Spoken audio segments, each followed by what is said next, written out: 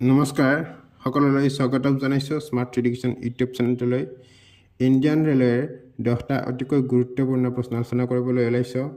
ভিডিঅ'টো শেষলৈ ভালদৰে চাই থাকিব আৰু চেনেলটো ছাবস্ক্ৰাইব কৰিবলৈ নাপাহৰিব।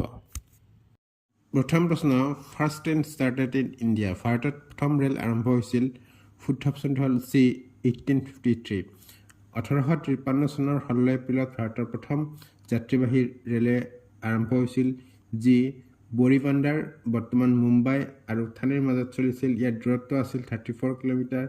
চাহিব চুলতান আৰু সিন্ধ নামৰ 3টা ইঞ্জিনৰ দ্বাৰা এই ৰেলখন পৰিচালিত হৈছিল আৰু 13টা ৱেগনত 400 জন যাত্ৰী কঢ়িয়াই নিছিল।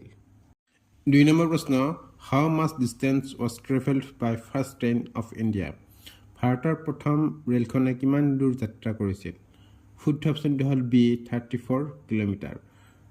1853 চনৰ 16 এপ্ৰিলত বৰিবান্দাৰ বৰ্তমান মুম্বাই আৰু থানেৰ মাজত চলা প্ৰথম যাত্ৰীবাহী ৰেলখনে 34 কিলোমিটাৰ যাত্ৰা কৰিছিল। 3 নম্বৰ প্ৰশ্ন, what is the wide of broad gauge railway line in India. ভাৰতৰ ব্ৰডগজ ৰেল পথটোৰ প্ৰস্থ কিমান? শুদ্ধ অপশ্যনটো হ'ল বি 1.676 মিটাৰ। ভাৰতত ব্ৰডগজ এটা ৰেলপথৰ প্ৰস্থ 1.675 মিটাৰ। ইয়াক ৱাইড গজ বুলিও জনা যায়। 4 নম্বৰ প্ৰশ্ন, Shatabdi express train was started in. Shatabdi express rail উদ্বোধন কৰা হৈছিল। শুদ্ধ অপশ্যনটো হ'ল বি 1988। শতাব্দী এক্সপ্ৰেছ ৰেল সেৱা 1988 চনত উদ্বোধন কৰা হৈছিল। ভাৰতৰ প্ৰথম প্ৰধানমন্ত্ৰী জৱাহৰলাল নেহৰুৰ জন্ম শতবাৰ্ষিকী উদযাপনৰ বাবে নতুন দিল্লী আৰু ঝান্সীৰ মাজত প্ৰথম শতাব্দী এক্সপ্ৰেছ মুকলি কৰা হৈছিল। 5 নম্বৰ প্ৰশ্ন, which of the following is the largest railway junction in India. নিম্নলিখিত কোনটো আটাইতকৈ ডাঙৰ ভাৰতৰ ৰেল জংচন? শুদ্ধ অপশ্যনটো হ'ল ই হাওৰা। ভাৰতৰ আটাইতকৈ ডাঙৰ ৰেল জংচনটো হৈছে পশ্চিমবংগৰ হাওৰা জংচন।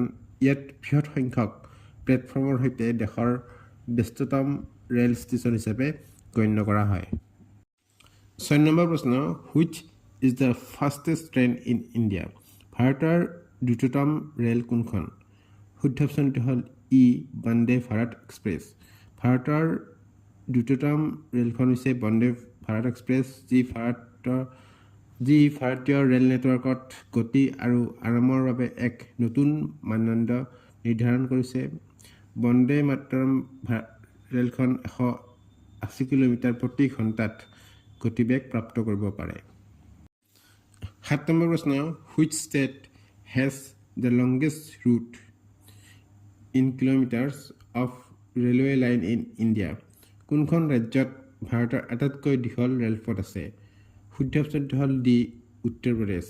ভাৰতৰ আটাইতকৈ দীঘল ৰেলপথ থকা ৰাজ্যখন হৈছে উত্তৰ প্ৰদেশ। প্ৰায় 8725 কিলোমিটাৰ। ই ভাৰতৰ মুঠ ৰেলপথৰ 13.6% প্ৰতিনিধিত্ব কৰে। 8 নম্বৰ প্ৰশ্ন, a station where the rail lines in is called. এটা ষ্টেচন য'ত ৰেল লাইনবোৰ শেষ হয় তাক কোৱা হয়। শুদ্ধ অপশ্যনটো হ'ল D terminal station. Rail line শেষ হোৱা ষ্টেচন এটাক টাৰ্মিনেল বা টাৰ্মিনাছ ষ্টেচন বুলি কোৱা হয়। ইয়াৰ অৰ্থ হৈছে ট্ৰেকবোৰ তাত শেষ হয় আৰু ৰেলবোৰ তেওঁলোকৰ যাত্ৰা সমাপ্ত কৰে।